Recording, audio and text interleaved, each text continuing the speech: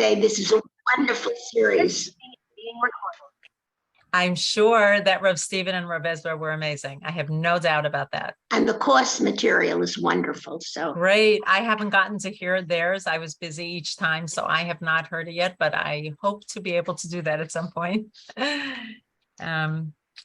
I don't know if they usually spotlight. I don't usually spotlight myself because I prefer to see everybody so we can have a discussion. And those who have been in my classes know that that is my joy, is to have a discussion, because that's what makes this rich. And of course, we will talk about what Rabbi Sachs thought, but I just want to show you, I spent a lot of time researching this idea of how Rabbi Sachs defined / redefined some of our big values. Oh, so many of them.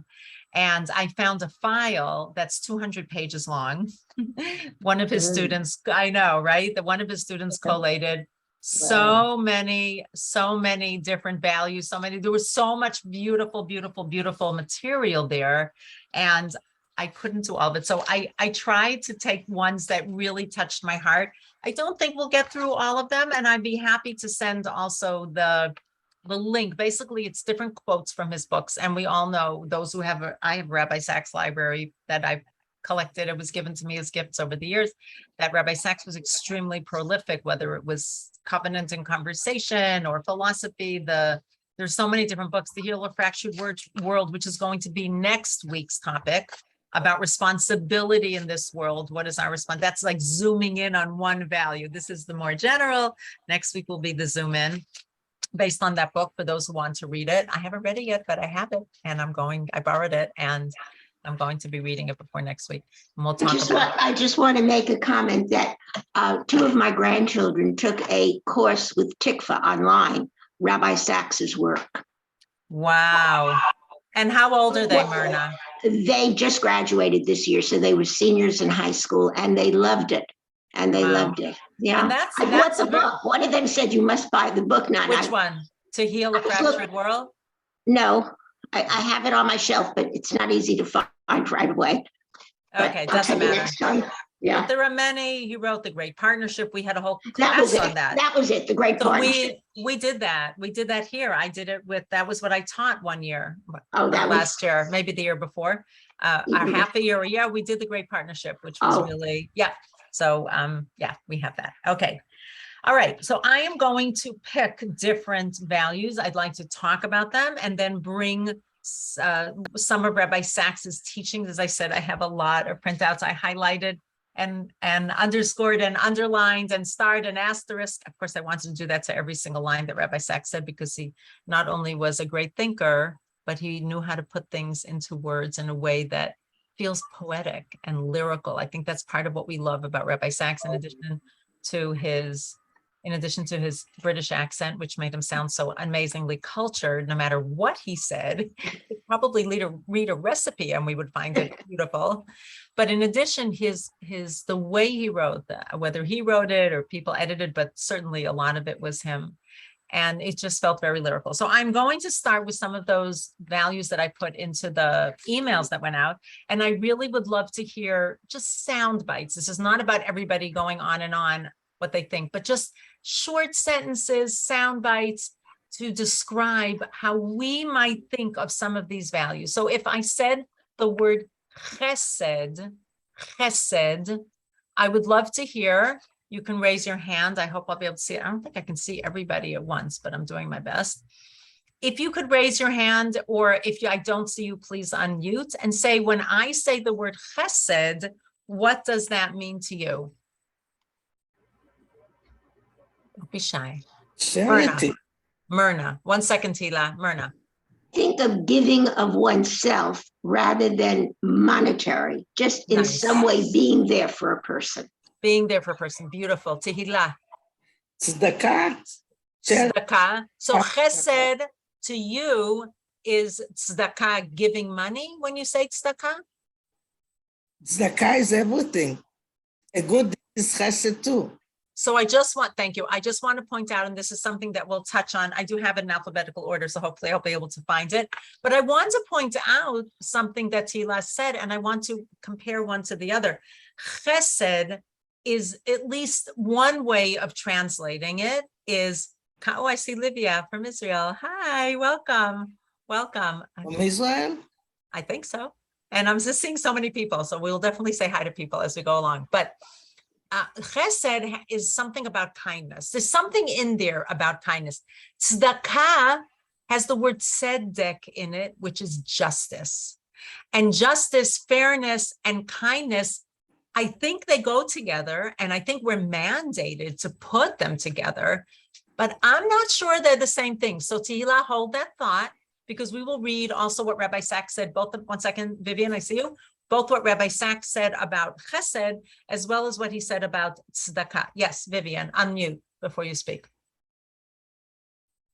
I think of the word compassion, and however you express it, through something, through words of expression, or giving a gift or something. It could be monetary, could be not. So you think it's compassion and compassion.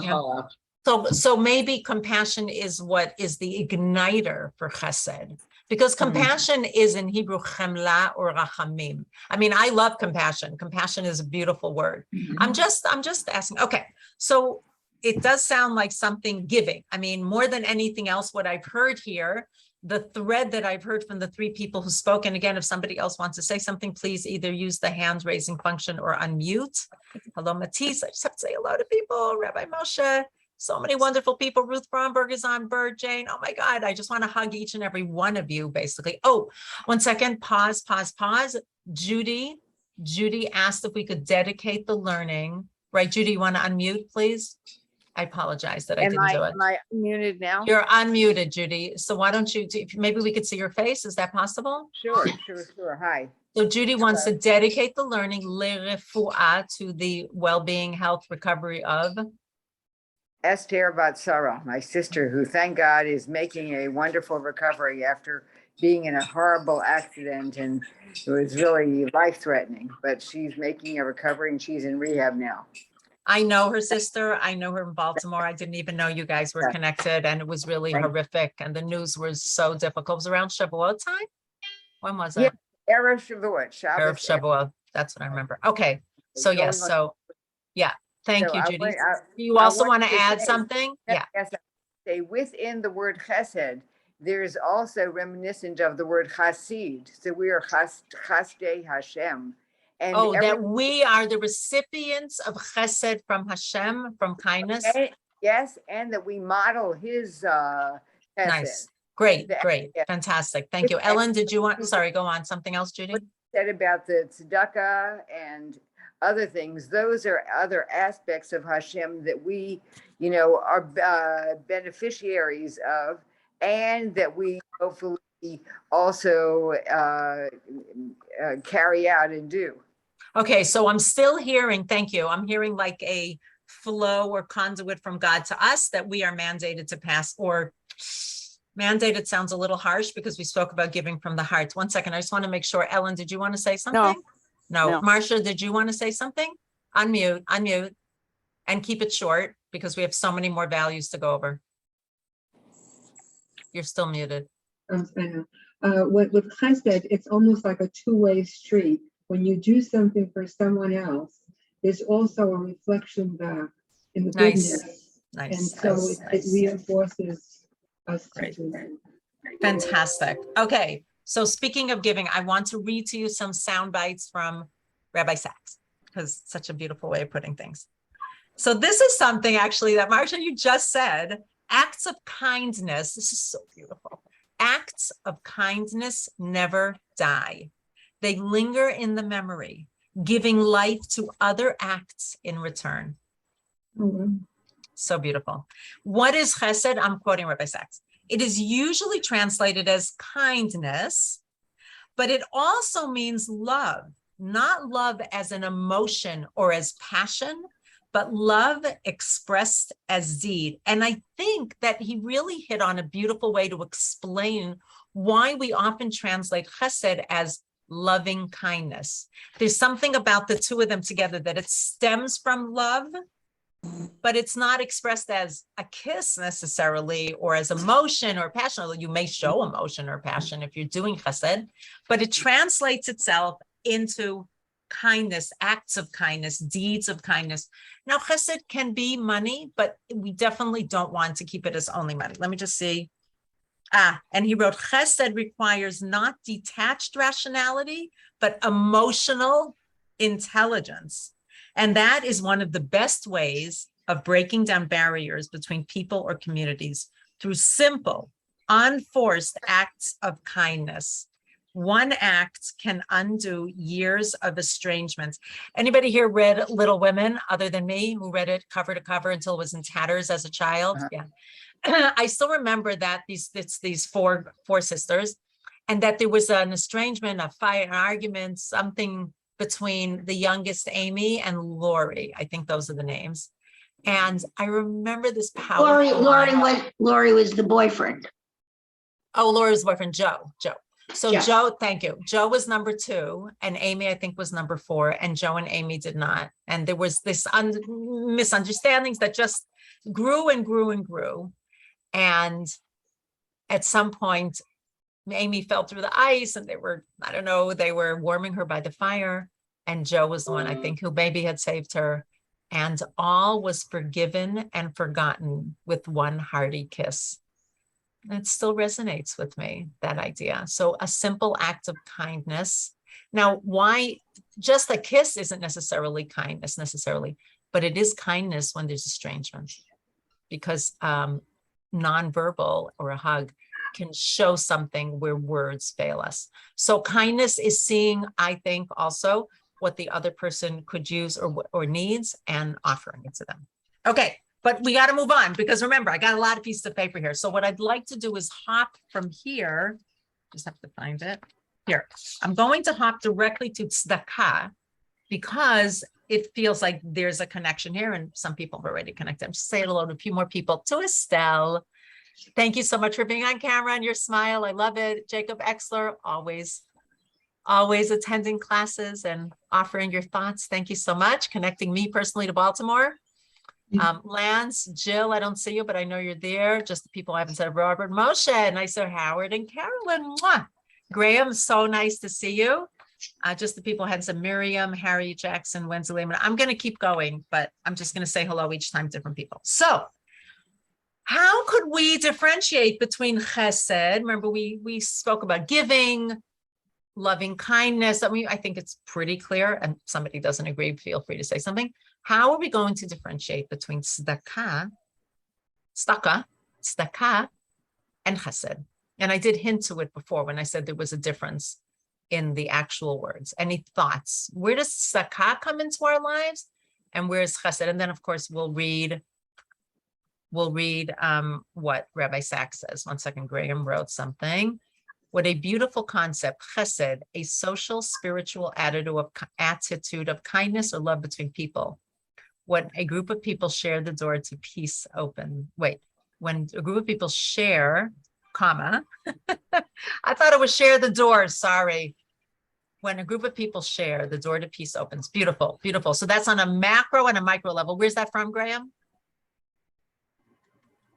No, you don't want to unmute? No, just now a little bit of research before I got on. Okay, amazing. Thank you. Tzedakah, thoughts, quick. Well, let's keep it short. Yes, somebody is on a phone, wants to speak? Yes, Laser. Hi. Who is that? I think Laser. Laser, hello. Hi. I'm thinking of loving is giving of yourself from your heart. That's the chesed, but what's tzedakah then? That's an external result. Oh, interesting. So you're saying the chesed is the emotion that translates itself into some kind of tzedakah. Interesting. That's interesting. Yes. So they work in tandem. Beautiful idea. Anybody else? Ellen? Hesed seems more personal to me. It's one person to another. Whereas tzedakah, you can give and it's almost anonymous.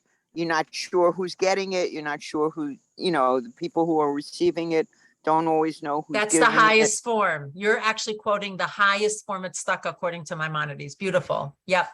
And chesed feels personal, you know?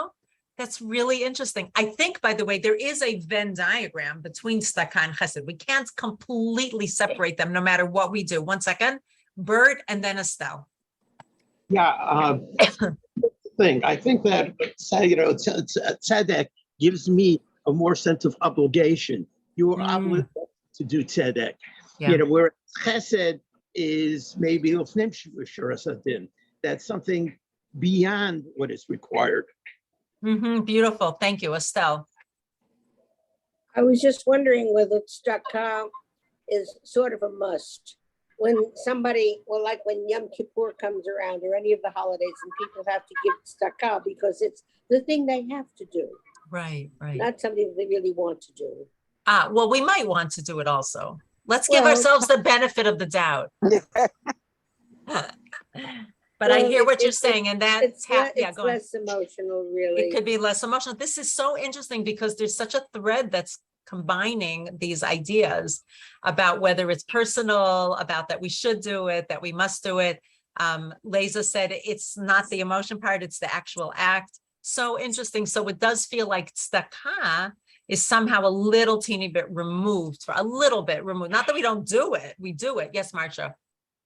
I think you brought up a good point, looking at the root for the word tzedakah, tzedek, in terms of justice and sort of an equalizing. When someone isn't really at where you are, you can do something to bring that person up.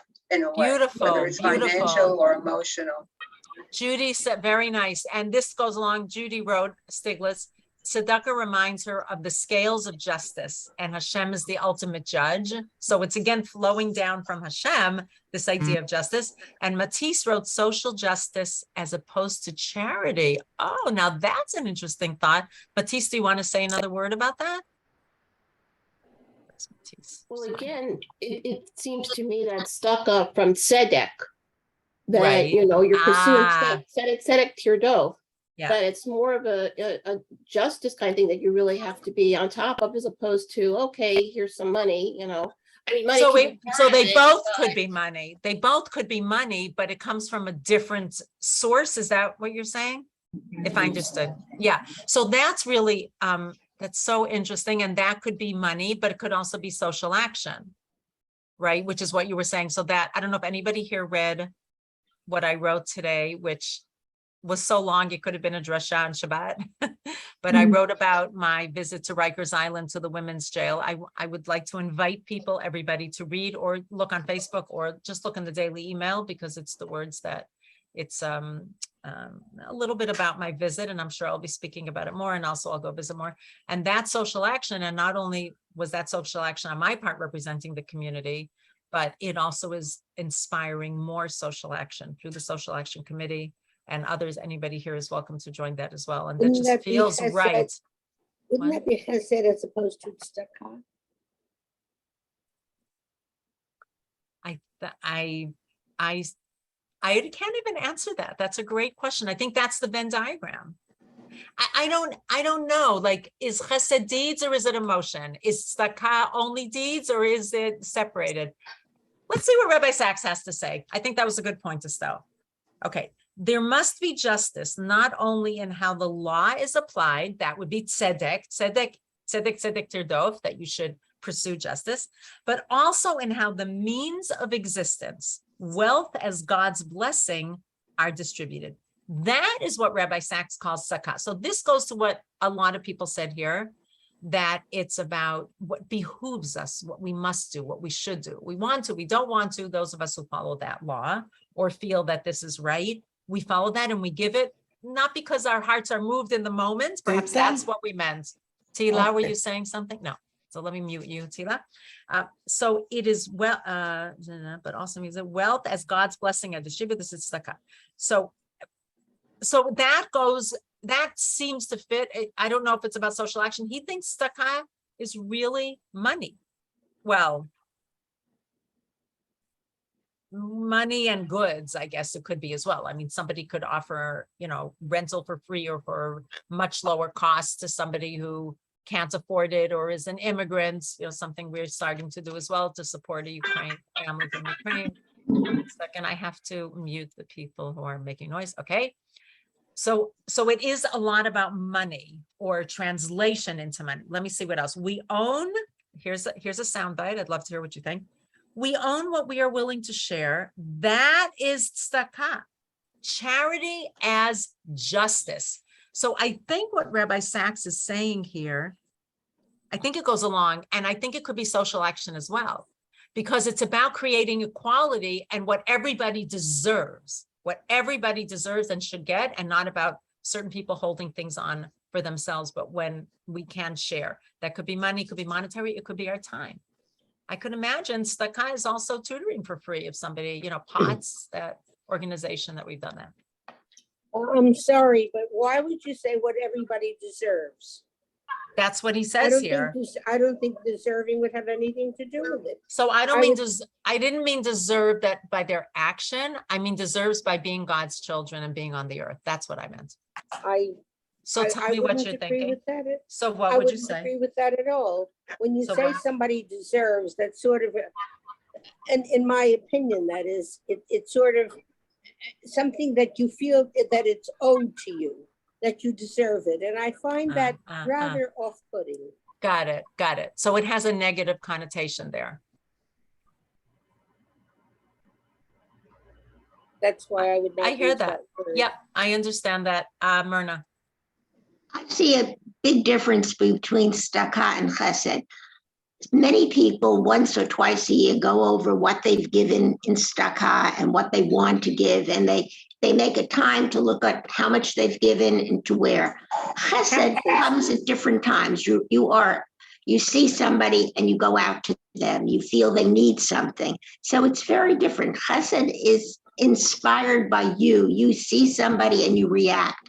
Tzedakah is something, this is the time I'm going to go through and see that I gave the right amount. That's the right amount for me. Right. And that goes with what Ellen said, that chesed feels more personal. Yes. That really tallies with that. I think that's beautiful. It's great. All of these thoughts are great. They're only moving me to think of what I can give when I get off this call, honestly, to do my own tallying. All right. Are we good to move on to the next value? Good. We've talked about chesed and tzedakah. Great. I want to talk next about education. We know that Rabbi Sachs was a huge supporter of education, believed in it very, very, very strongly. And before we read some of his sound bites, I would be glad to hear what people think. What is the importance of education? What does it do? Where does it bring us? What does it do for us as people? What does it do for us personally, as a nation, for the world? Estelle. Well, I think education is sort of a moot word. Some people consider schooling education.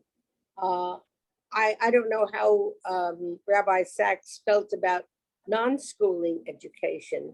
And I wonder if we can sort of make a sort of separation on that and what he meant by actual education. So I just want to show everybody, I'm going to spot. So interesting you said that, because just according to Rabbi Sachs, I don't know if you can read it, it says education, schools, and teachers. Okay. So clearly he, at least in this part, again, I took this huge document and I picked out things that really, really spoke to me. This is after I looked at a bunch of his works, but this man did a very nice job collating. And this is, here I am talking about formal, I would call it. Let's call it formal education, Estelle. That doesn't mean that other education is not important. Of course it is.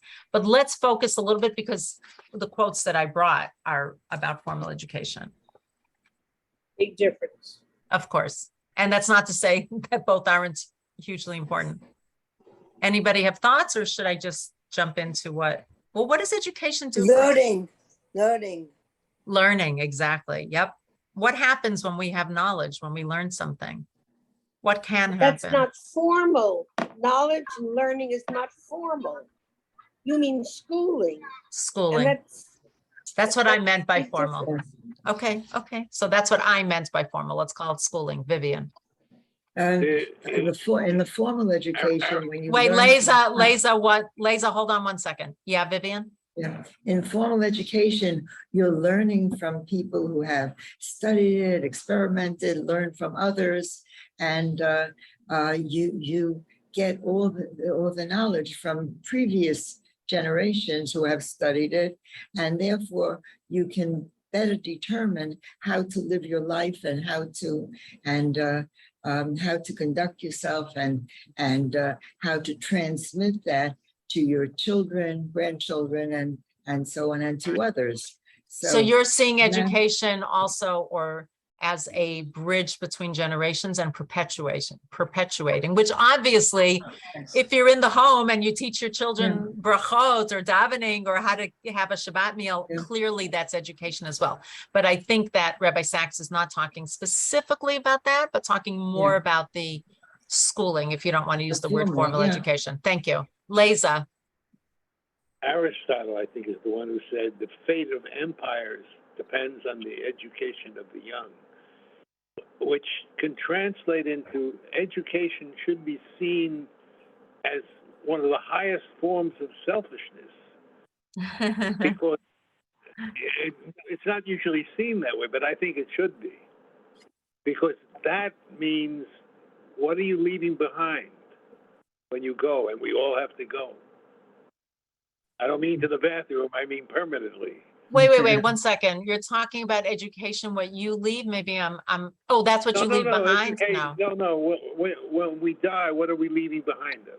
No, I understand, but what is that education? What is that connected to? And I know you're a teacher by profession. I was, yes. You were. Among other things. So is it only teachers who leave that behind? No. Everybody leaves it behind. Okay, but thank you. Everybody should be interested. Everybody should be interested in education as a thing that is dear to them. Got it. Because thank you. Otherwise, you see what we have in our society today, things falling apart. Okay, Marcia, thank you. You're muted. The term education could be as like an umbrella. It's not only formal learning, it's a transmission of values, it's a transmission of how we behave, and a culturalization. It's not just learning chemistry or whatever in the classroom, but it's how you relate, learning social skills. All of these things are very important in making us who we are, and having our culture and our heritage and understanding who we are now, so we could look at the future in a more cohesive way, in different stripes and we all come together as one group. Thank you, Ellen. Yep, thank you. Ellen?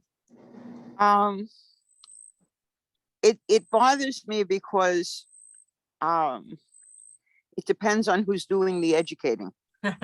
There are a lot of people who are being educated today by people who I have zero respect for.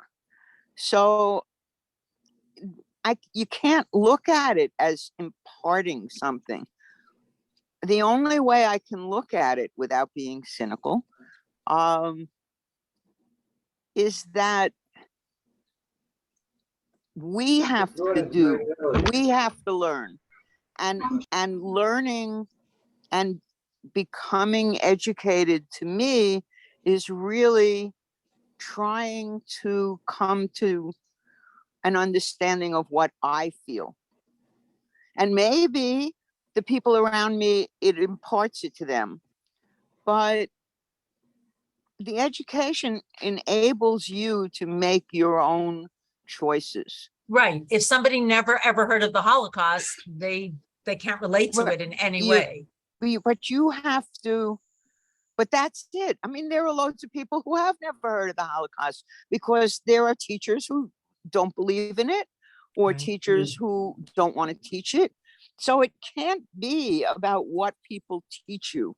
It has to be about what you learn and how you act upon that learning, and the choices you make, not, or we, an individual makes, not what somebody teaches you to do. Okay, I understand. You're taking it one step further. Thank you. Vivian and then Tila, and then we'll read what Rabbi Sachs said. Vivian? I already gave my opinion. Oh, on it. okay. Thank you. Tila. Sorry, I saw you were unmuted. You're muted. I'm Tila, you're muted, Tila.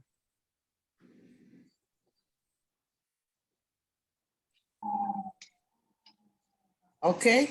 Yep. Education is basically gaining knowledge. I don't know if you have to be educated by a teacher, or you can get your education through the television or newspapers. That's knowing everything. Be a part of society. And I think to know a little bit about a lot of things is knowledge too. Okay, great. Thank You you. I have to think show- there seems to be a real consensus here that it is really, there's a lot of education that goes on outside the schooling. Very clear. I'm hearing that loud and clear, and I don't disagree with you, trust me. But let me read a few of the things that Rabbi Sachs says. I mean, he has a whole thing actually about the Holocaust, which I'm not sure we have time, so I'm going to skip that for now. The fate of the Jews in the diaspora was, is, and predictably will be determined by their commitment to Jewish education. About a year ago, listen to this. He put his money where his mouth is, this man. About a year ago, I received an invitation to lunch with the prime minister. And at the same time, I received an invitation to take part in the opening ceremony of a new Jewish school in London. Both events were at the exact time, same day, and I couldn't attend both. Which took precedence? Government sustains society, but education sustains the world. On that occasion, I regretfully declined the prime minister's invitation to open the school. I was just a little bit blown away. I don't know how many people would decline an invitation to the prime minister. And maybe they would have even like changed the time of opening the school just to have Rabbi Sachs, who knows? But so I thought that was really a powerful statement. Government sustains society, but education sustains the world. And maybe we need to expand where he called it education, schools, and teachers. Let's expand it to education in general. I mean, I want to share something that happened with me, but let me first, that for me at least brought home what education is all about. And perhaps was one of the steps on my road to becoming a rabbi, I'm not sure. He continues by saying, morality is taught by being lived. It is learned by doing. So this really speaks to that informal, not the formal schooling in a school, but what happens, we say, and he said for sure also, but a lot of people, that parents, you can say what you want, but your children learn from what you do and not from what you say. So that's about morality. And here he's crossing over between learning, facts about astronomy, let's say, to morality and how to behave in the world. To defend a land, you need an army. But to defend freedom, you need education. You need families and schools to ensure that your ideals are passed on to the next generation, the citadels of liberty as our houses of study. And Moses realized that a people achieves immorality not by building temples or mausoleums, but by engraving their values on the hearts of their children and they on theirs. I think this goes along with what we said. A free society must be an educated society. And a society, people, you have to just stay on mute if you're not speaking. Okay. A free society must be an educated society, and a society of equal dignity must be one in which education is universal. Judaism is the religion of the book, not the sword. Just checking to see who's off mute. 1 second. Here. Okay. Education is the single greatest key to human dignity. I would love to hear just that. He has more pages on education. I'm not going to say all of them. Any thoughts about education being the single greatest key to human dignity? I would love to hear people's thoughts about that. Yeah, I beg to disagree. That's what this is about. I would say that it would be one of the keys, but not the key. You can't make a definite statement for all inclusive because we know for a fact sorry, that some of the greatest men were not schooled. I'm sorry. It's okay. Take your time. Take a But you drink. know what I want to say anyway. Yes, I do. And I think there's a lot to be said. I think anytime you make like a global generalization like that. Yeah, 100%. Vivian, something short, and Marcia. Yep. Yeah, I think they have done studies of the Jewish college students who have become part of this whole group that feels that American Jews have no connection to Israel and are part of that group that believes in BDS and all that. And they found that those students almost universally had no meaningful Jewish education. And they had no idea. That is really interesting. Came from, why Yes. Israel is important to Jews. They had no idea, no education. So this speaks exactly to what Ellen said, and probably to what Estelle said and others, that you can't make meaningful and something Choices. decisions, choices, if you don't have knowledge, whether you gain that knowledge from a teacher or from, you go to your shul and somebody gives a talk or whatever it is, or but they don't even, here's the part that hurts me, that they don't even know that they need education. They might hear somebody speak from BDS movement and they're like, oh, that makes sense. Yeah, right. And then go forward that. So that's really, really, I really like that, Vivian. I think that moves us away from what he wrote about, that it's the key to human dignity. I'm not 100% sure what that was supposed to mean, because everybody has different levels of education. And just saying, if a plumber comes to your home and that plumber knows what he or she is doing, that person reigns supreme in that moment. And there's plenty of dignity that you give to that person because you're so happy and beholden to them. I don't know anything about fixing pipes. Marcia, did you want to add? Just let's make sure it's something we add to what was said. No, Ellen, you want to add something? Dignity, personal dignity. Unmute. comes- Wait, 1 second. Marcia, I thought you said no. I apologize. No, So no, Ellen, I 1 second, Ellen, and then Marcia. Go on. I thought you said no. I'm sorry. Yeah. Go ahead, Ellen, continue. Oh, dignity comes from being able to make your decisions that you feel comfortable with and choices that you feel comfortable with. That's what dignity is. You have your own autonomy, and that autonomy comes from within, from what you know. That's Okay. what I think of as dignity. Yeah. So it's a self-dignity, maybe. Right. And you can speak. Yes. Oh, I really like that. That actually feels better to me about what he said. I like that a lot. Thank you for clicking that into place. Carol, you want to add something? Yes, I'm thinking about the girls that are deprived of an education in certain societies like the Taliban, Afghanistan right now. And also for a long time, Saudi Arabia and countries like that. They're denying the human rights to have knowledge, and to act upon that knowledge and to participate in society. And I think Jews have always prided themselves in participating in out of proportion to our numbers. That's why there's this perception that we're so powerful. We're not so powerful, but there are more of us in positions of power because we have education, and we've always stressed education, including Jewish education. Great. Thank you. Okay, fantastic. Thank you for leading me. Yeah, somebody else, Leza, you want to add something short? Yes, I do. Go for Dignity it. can be fostered by respect you have for little children. And that's really it. You can do that and stimulate their dignity and their curiosity. Beautiful. Thank you. That's all. Okay. Short, quick. The educator has spoken. Well, I actually want to move to, this seems to lead into, I'm just picking what I want to talk about because there's so many things we could do this like week after week for a long time. So the next one is influence versus power, because does education give us power? What's the difference between influence and power? So short sound bites from people before, this is pretty short, and I actually love what Rabbi Sachs wrote about influence versus power, but I would love to hear if people have something they'd like to say about this before we go into what Rabbi Sachs says.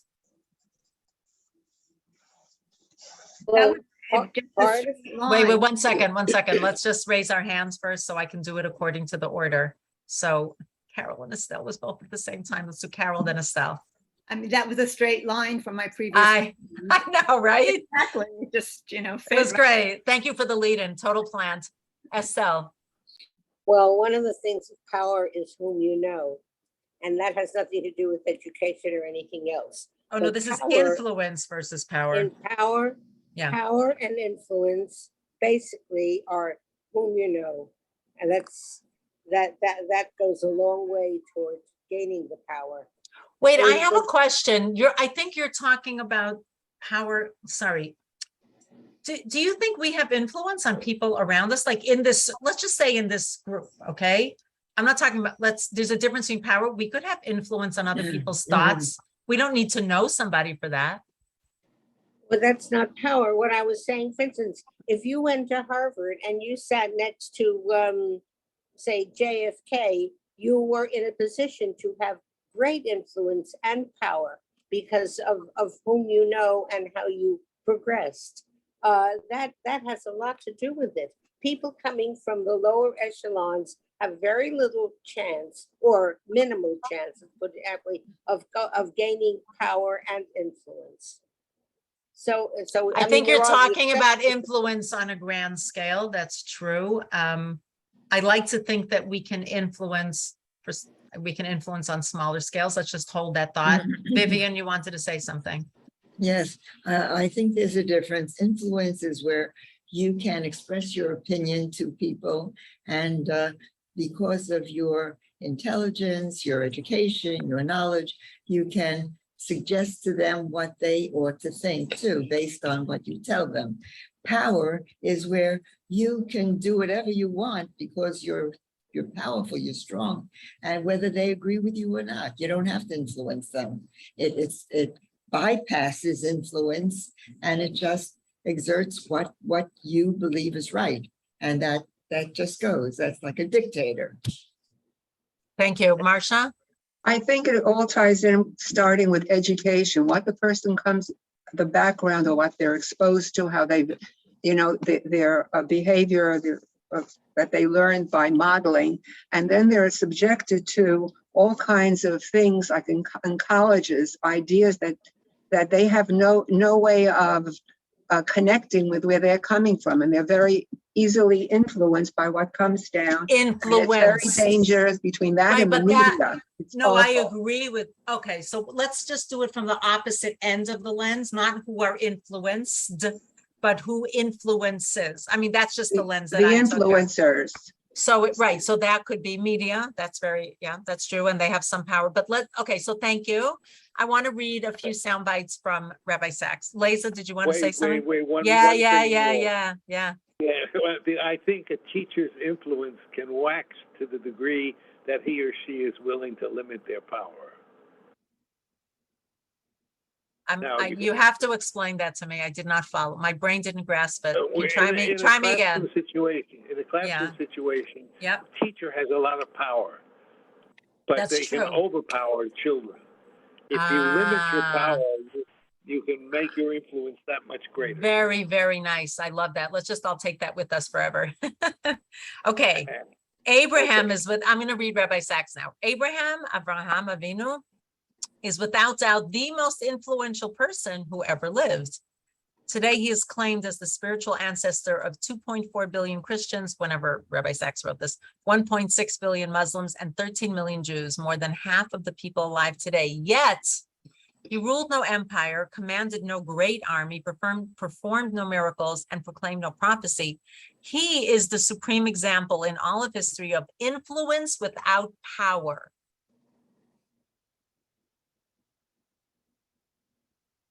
Power works by division, influence by multiplication. Power is a zero-sum game. The more you share, the less you have. Influence is a non-zero-sum game. The more you share, the more you have. I love that. I don't know. I just love this, the way it's set up. He says, always choose influence rather than power. It helps change people into people who can change the world. This is a Rabbi Sachs thing to use the words and in reverse. I love that also. The most important forms of leadership come not with position, title, or robes of office, not with prestige and power, but with the willingness to work with others to achieve what we cannot do alone. So influence is about sharing it with people and doing it together. To speak, to listen, to teach, to learn, to treat other people's views with respect, even if they disagree with us. To explain patiently and cogently why we believe what we believe and do what we do.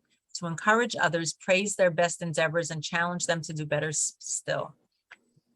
The use of power diminishes others. The exercise of influence enlarges them. Not all of us have power, but all of us have influence, whether we see it or not. We make the people around us better or worse than they might otherwise have been. Worse if we infect them with our materialism and cynicism. Better if we inspire them with what Wordsworth called the best portion of a good life. Our little nameless, unremembered acts of kindness and of love. I didn't even remember that this harkened back to Chesed. That quiet leadership of influence seeks no power, but it changes lives. Politicians have power, but religion has something greater than power. It has influence. Politics moves the pieces, but religion changes lives. So I think we can merge pieces of the two of them, but this is a way of thinking. I think one of the things that was one of the really powerful pieces of what Rabbi Sachs left in this world, the legacy, is that he was able, whether we agree with all of it, we might agree with 70% of, something, but he did a good job of explaining things and separating so that we can use words, values, ideas to the utmost, to the best. We can think about, to me at least, often, not always, but often, reading these words or hearing these words help me separate words that tend to merge with each other and have positive or negative connotation and say, well, where do I want to put my focus? Now that I understand the difference between power and influence, maybe I can channel my energies. I'm not saying I channeled them into power, but maybe I can be more proactive, more thoughtful about the idea of influence. And maybe everybody here can come away with the idea, one second, we all have the ability to influence, whether it is on a small scale, medium scale, or grand scale. Where do I influence others? What can I do to influence others? Is it in the way I act, the way I hold myself, the respect that I give? I think we've all been party to gatherings where one or two or three, whatever, somebody inflames it and changes the whole tenor of the conversation because it influences others in a fiery way or perhaps a militant or angry way. And the same thing can be the opposite when somebody diffuses the situation and influences without saying the words, but just by their tone. So I love the idea that we all have the ability to influence. And I think influence is a softer, warmer, but perhaps in the end more far-reaching, hopefully, than power. Thank you for listening to that. I think that it'll be the last topic that we'll get to today. And that is just picking through here what I would like. Well, first of all, maybe I'll end with this. I'm putting that aside. I have sections here on God, spirituality, holiness, and prayer. So Shabbat, look at all these beautiful things he spoke about. Okay. I would like to talk about spirituality and holiness. So let's try to define for ourselves what holiness is without using the word kedusha and without using the word holy. And then we'll talk about what spirituality could be. Yeah, I like that, Graham. Thank you. I love that. Everybody should look at the chat because it's really beautiful. Looking for holy and spiritual. Anybody thoughts? Holiness, spirituality, either one. Pick whichever one you want. I'm going to give a definition of spirituality that I learned when I was working as a chaplain in New York Presbyterian. Separate. Thank you, Moshe, Rabbi Moshe. What's separate? Holiness. Holiness has to do with being separate. Okay, thank you. Spirituality is connecting with something greater than ourselves. Spirituality is connecting with something greater than ourselves. And that's why it doesn't have to be religion. It could be a movement. I mean, I know if somebody could mention here when they felt a touch of spirituality. In the past, when I've asked people, somebody said, I was at a concert and we were all singing the song together and it was spiritually uplifting. That's not God necessarily. I mean, we might believe there's God there, but that's not necessarily connecting to religion. So I want to ask if somebody here, since we're not getting somebody, oh, wait, sorry, there are things in the chat. Let me read the chat, just a moment. Unique, separate, distinct. So you said that's holiness, unique, separate, distinct. Okay. Harriet is giving a thumbs up to Graham's definition of power and influence. You can read that in the chat. Holiness is high lioness, striving for good and godliness. Interesting. Elevating the ordinary into something special. Is that holiness or spirituality? Carol, is it spirituality? Wasn't sure what you're referring to. I think spirituality. Yeah. So if anybody here in one sentence, tell the group when you felt either a touch of something holy or something spiritual that you felt uplifted spiritually. Either drop it in the chat or share. I would love to hear that. I have a question. May I ask? Yes, you can, Estelle. What if one has never experienced it, or what one doesn't know what it is? Then first of all, you probably can't give an example here. Sorry, that was just a little joke. What's your question? You don't know how to define it? How does one know what spirituality or holiness is? Okay, how do you know, just asking, what joy is or what sadness is? It's how you feel, I guess. Okay, so it feels like maybe somebody could have experienced holiness or spirituality, but never had a way of giving it a name. Like, I think that when we're children and we're happy and we're smiling, our parents or whoever bring us up says, you're happy, we're happy, we feel good. So then we know how to put a name to that emotion. When we're sad, when we're upset, when we're irritated, when we're annoyed, when we're angry, when we're resentful, when we're uplifted, not uplifted, trying to think of positive ones, cheerful, buoyant, whatever. When we feel those, so people have put names. I think, Estelle, what you're saying, and I think it's important, and I wish I had left more time for this, but maybe what we're saying is that we don't talk about it enough, so that if we ever do feel a feeling of spirituality, nobody ever discussed it, so we couldn't put a name to it. So I want to separate holiness from, speaking of separate, from spirituality. Spirituality, I will still go back to, it is connecting to something greater than ourselves. I just want to read the chat. When I was with my father, when he took his last breath, I felt the presence of God, a spiritual moment. Carol felt it davening together at HIR on Rosh Hashanah. Myrna.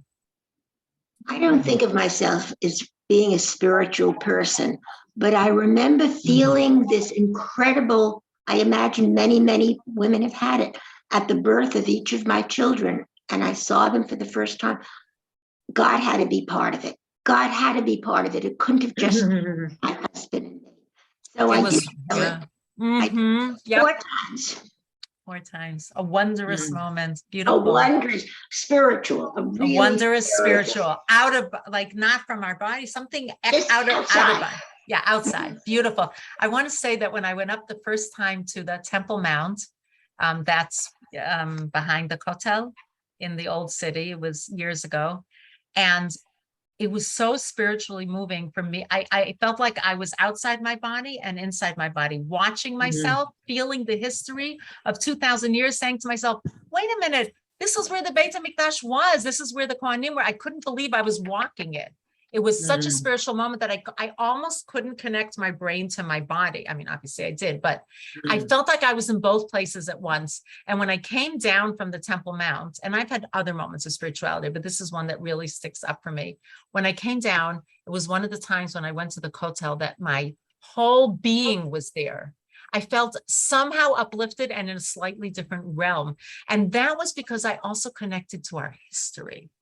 So that part was also spiritually uplifting for me, that I felt like all the 2,000 years were like walking and flowing through me, like all those neshamot were there with me, all those souls. So I understand, Estelle, that it's hard to explain it, but we're giving it by example. Sometimes you need to give things by example, whether it's, I think that's what I'm trying to at least do here. And I want to add, because this is a class about Rabbi Sachs. So let me add what Rabbi Sachs says. And I just want to say how much I appreciate that question. It's always easy to say that in a group of people.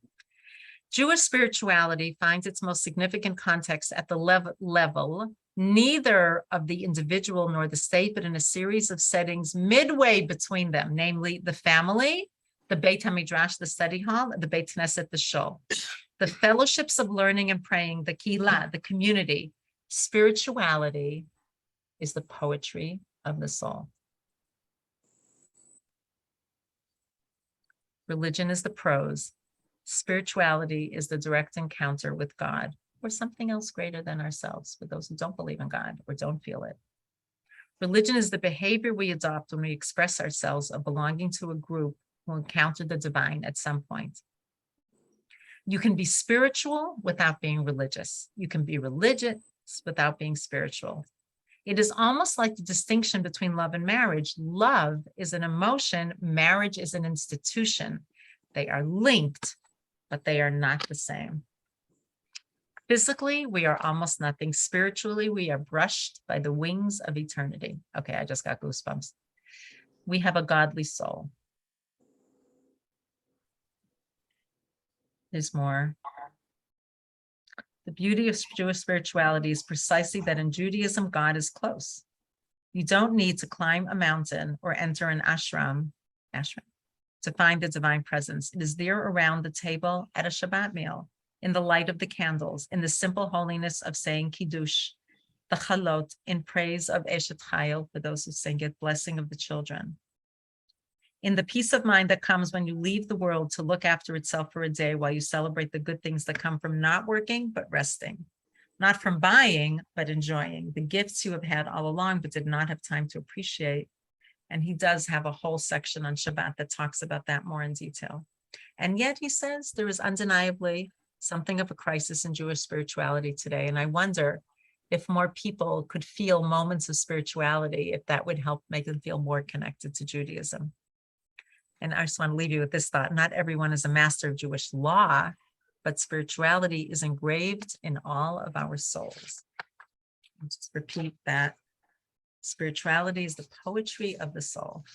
And one of the things that Rabbi Sachs believes in, which I didn't get to, is about music and musicality and how it connects with spirituality. So on that note, I want to leave us with a nigun. For those who would like to sing with me, please mute. Please mute yourself so you can sing with me, or I can mute you, but you can mute yourself.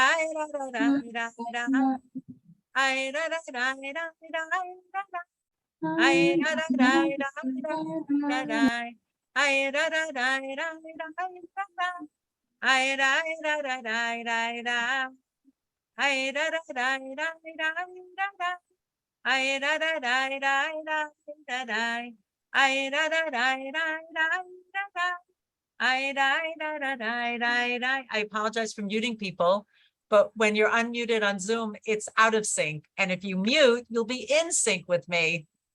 I would love to sing with everybody together unmuted on Zoom, but that's impossible, sadly.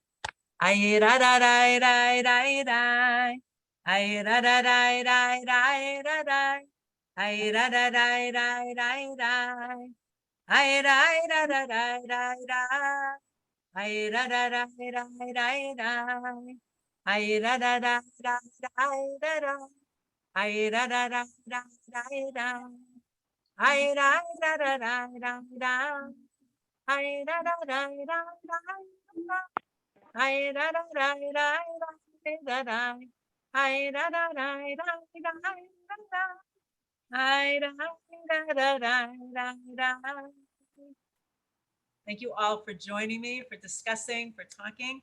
Next week, we will do our second part on Rabbi Sachs, zooming in on responsibility and what is our responsibility to the world.